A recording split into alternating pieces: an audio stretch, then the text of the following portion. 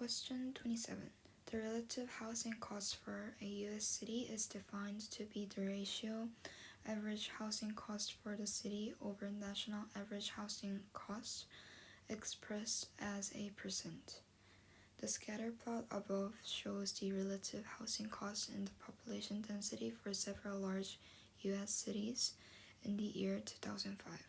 The line of best fit is also shown and has equation y equals to 0.0125x plus 61. Which of the following best explains how the number of 61 in the equation relates to the scatter plot? So, to know what the number 61 in the equation of the line of best fit represents,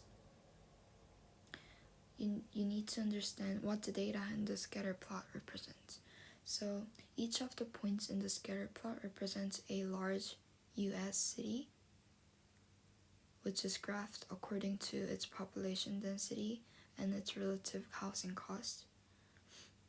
And the line of best fit for this data represents the expected relative housing cost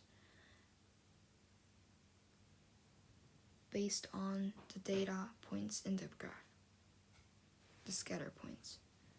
So we can say, on average, a city of population density X is expected to have a relative housing cost of Y, which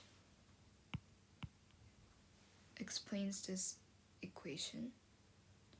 And the number 61 in the equation is y-intercept of the line of best fit, since it starts from here.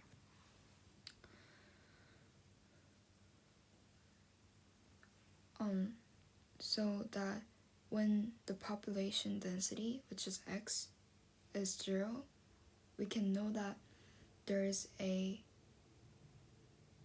expected relative housing cost is 61%.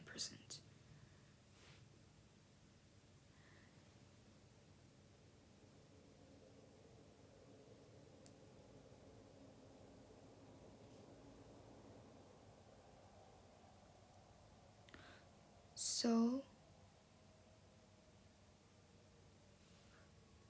the number 61 in this equation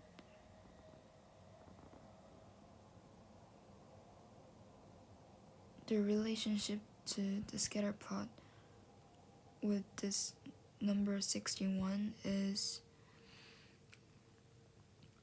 even in cities with low population densities, housing costs were likely at least 61% of the national average. So it